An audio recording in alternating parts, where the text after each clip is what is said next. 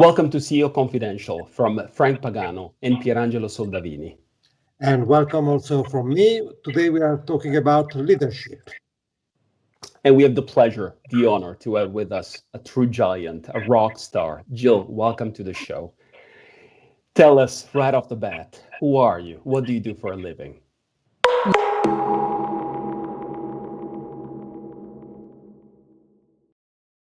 Yes, I'm the chairwoman of Egon Zehnder. We're a global leadership advisory firm. I'm a Brit who moved to Zurich when I took up the role, because really here is the home and the roots of our firm in Switzerland.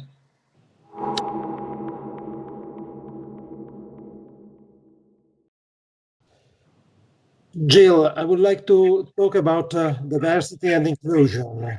I would like to know if it is really so important for us today, and of course it is, but why it is so important, and especially if we are really getting serious today about diversity and inclusion.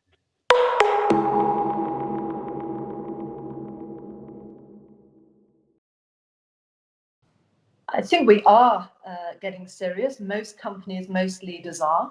I'd like to tell you it was all, but that isn't quite the case yet. For me, it boils down to two things. One is it's about humanity, and it's only human to be inclusive and get diverse views on the table and to give equal opportunities to people. So one is on a humanity basis. The second one is it makes good business sense. We've got countless studies that show that diversity and inclusion leads to better decision making and better performance. But it's about building it into everything you do. It's not counting the number of diverse people you have. It's making their views count, and it's very much about inclusion. And I think it comes from within. The people who are really passionate about diversity and inclusion, it's part of who they are and they embody it.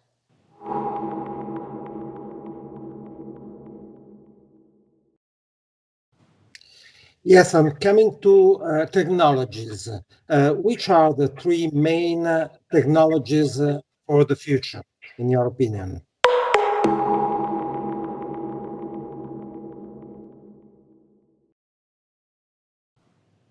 Yes, look, I mean, technology now for leaders is something that is on everybody's agenda. And when we're doing CEO mandates, CEO searches, it's really important that they have a technical fluency of enough kind.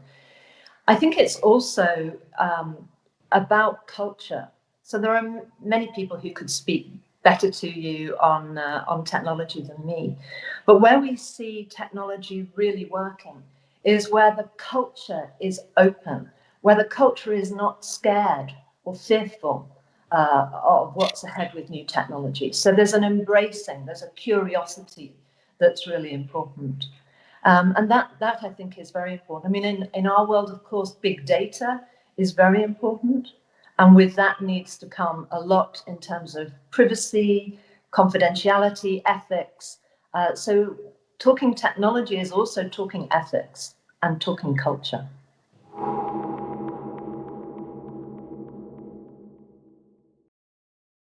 Yeah. And it's exactly linked to this question. You just mentioned it, Jill. What are the three most important concerns when it comes to ethics, so public interest, and externality concerns for new technologies?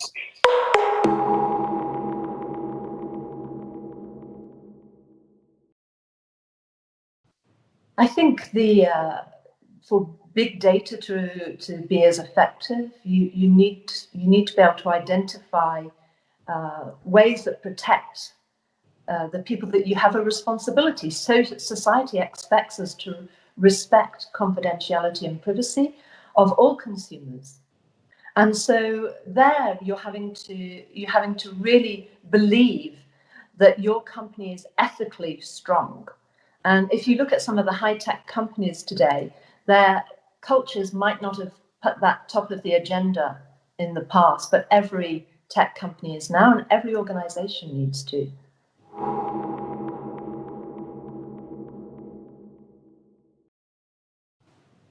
Perfect.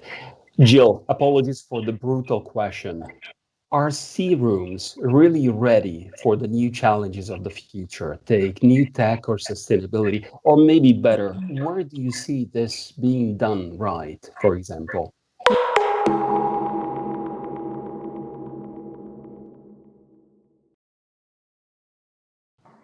Well, I think C-suites can no longer believe that everything is top down, whether it's sustainability or technology.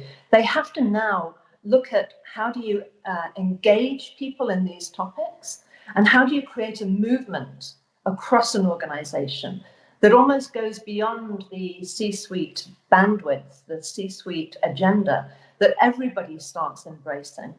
And I think that's the important thing. So openness, curiosity to what are the possibilities for our organization if we adopt these technologies.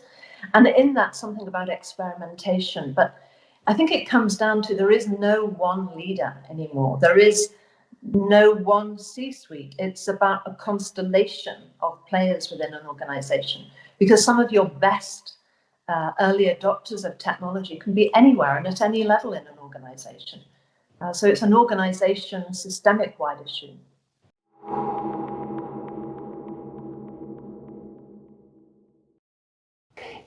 Now, a question that you may get, a million times, and I apologize for that. So it sounds a little bit like a cliche. I'll take my chances. Do you have any concrete tips for young ladies watching this as they enter the job market and they would like to become the leaders of the future?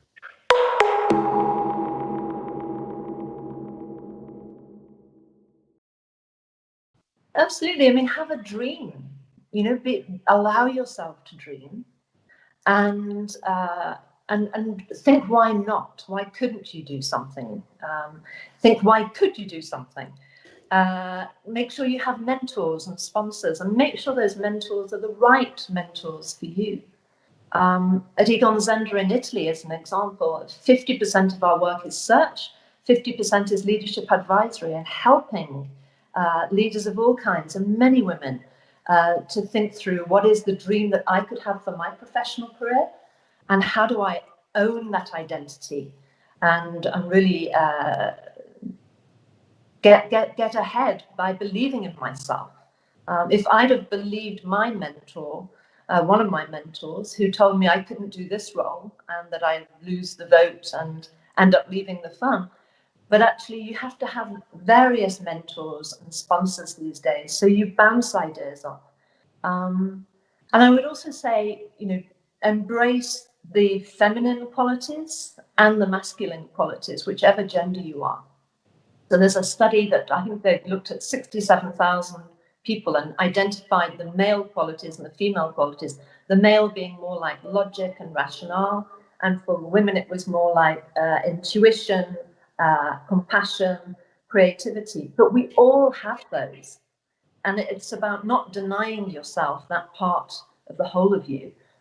So I would say for young women today, have a dream, think of the identity, and how do you make that shift, and embrace all of your qualities, not just those that are feminine.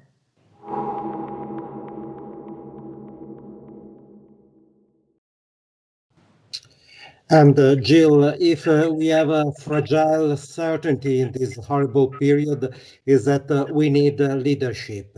Everybody needs leadership from many points of view. From your point of view, what is leadership? Who is the leader?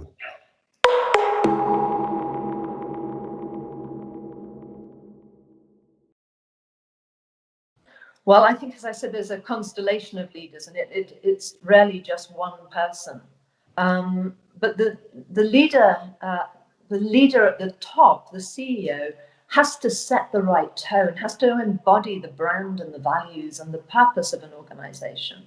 So it's really important that it comes from the top in terms of role modeling. But there are many, many leaders that make success. And what distinguishes those leaders really is, curiosity. Curiosity is the biggest predictor of potential. So it's the questions we ask rather than the answers. And I think in your articles before, you've talked about leaders that can say, I don't know. So there's a humility, there's an inclusion, because good ideas can come from anywhere in the organization. These are the important traits. And I think the leader at the top, the CEO, needs to be a meaning maker, means to be able to describe why things are happening in the context of their purpose, their vision and values. So I think it's really important that they make meaning and they look at how to drive change across the whole organization, but not top down anymore. It doesn't work like that anymore.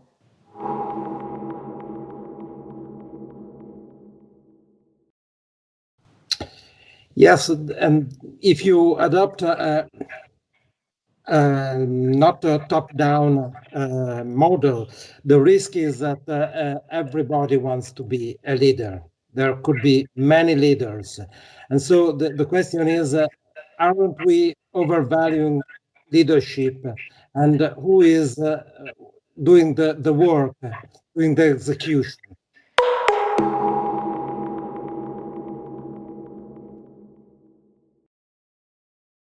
I think if leadership is also, if the differentiator between leadership and management is inspiration rather than control, then people will be drawn to do the work. So actually, I think you become a more productive organization because you're inspiring people. So I think that's the difference between leadership and management, that you get the extra mile out of people because they feel inspired and they feel connected to the organization's purpose and what society needs from that company. So I don't think we are over-egging leadership. And in fact, we still find in our work that most of the development work we're doing with teams and individuals is trying to get them to make that shift from management to leadership and bring out the sort of dreamer, lover side of what they do, rather than just managing and using their sort of brain and sort of warrior skills to make stuff happen, because that is not the best way to inspire people.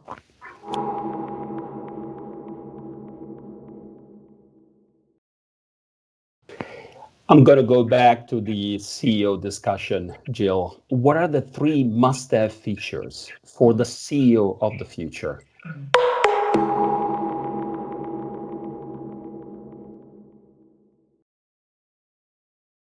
Well, firstly, it's definitely curiosity, as I said, and that's asking the right questions and not being scared of not knowing the answers.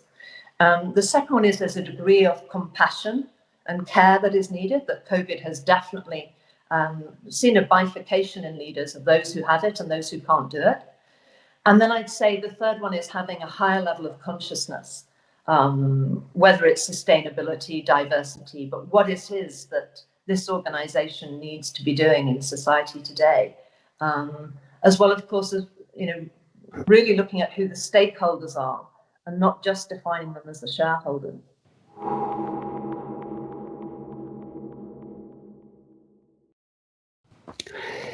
We have an opinion in this space together with Pierangelo. You can change the world with new technologies, sustainability, storytelling, and mindset. You only have one bullet. Where would you start?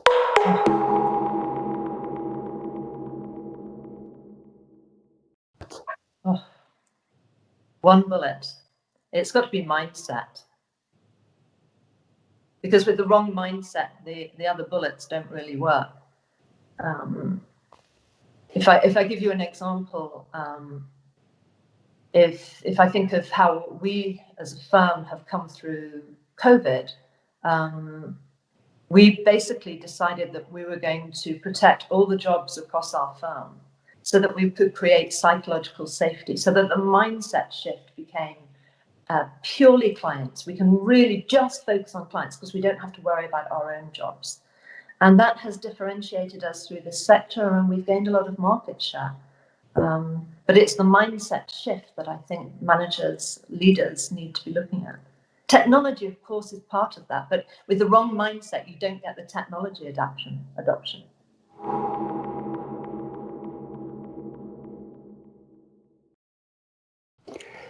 Another question that is probably takes the same topics, but with a different angle. So let's take a look at all the CEOs out there. Where are we weaker as organizations? New technologies, circularity, or a more advanced storytelling?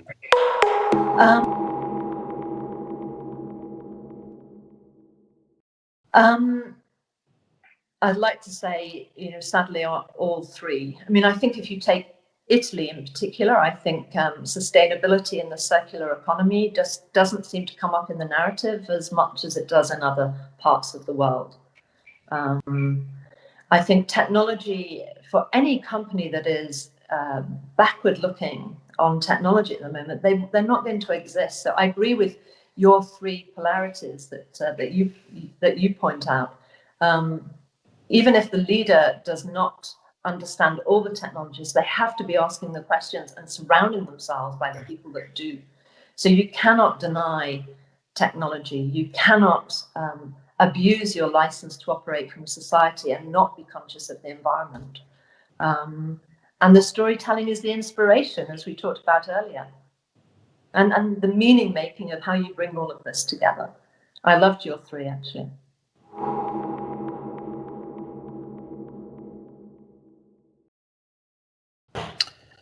And Jill, remaining on the leadership issue, there is underway a transition period in the US at the White House, and big tech is under the microscope in the US and in Europe.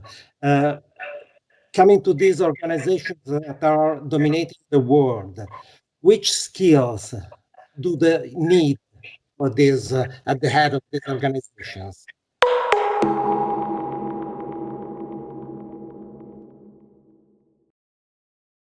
In top of the sort of high-tech companies around the world, I think there's more of an awareness now of the importance of culture. I think some of those organizations did not understand the impact of culture early on, or inclusion, diversity in particular.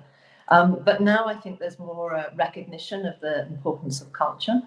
I think there's definitely a piece about ethics and responsibility to society, and looking at the consequences of what their technologies could lead to, unintended consequences, that's really important. And about connecting in ecosystems, so you can no longer just operate as a company in isolation. It's about being part of a broader ecosystem, looking at your whole supply chain to understand whether you've got the right ethics, confidentiality, whether you've got the right way of treating people, the right degree of responsibility on sustainability across your whole supply chain. You can't see your organization anymore in isolation.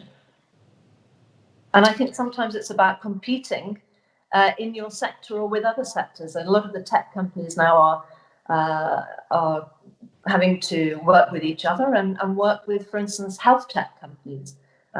So it's having a bigger sense of who you are as an organization and what your role is in the world.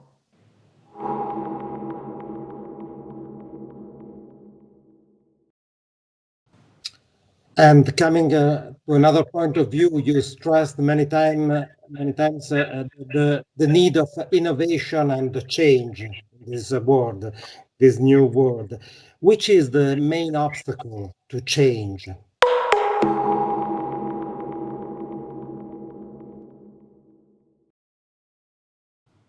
I think fear. I mean, if you look at how the most innovative companies, they're very curious. The people there are very curious. The culture encourages it. And there's something about not being afraid to embrace new things. And if you sense what's needed and experiment, that's the way forward. It's not anymore about one big innovation that you get behind. That might be where you get to, but it's about experimenting and sensing because of the complexity that we're all trying to navigate now. So those companies who do that are more successful. The ones that are fearful of what could be, and they're sort of leaders adopt more of a risk manager approach, that's where the blockage tends to be.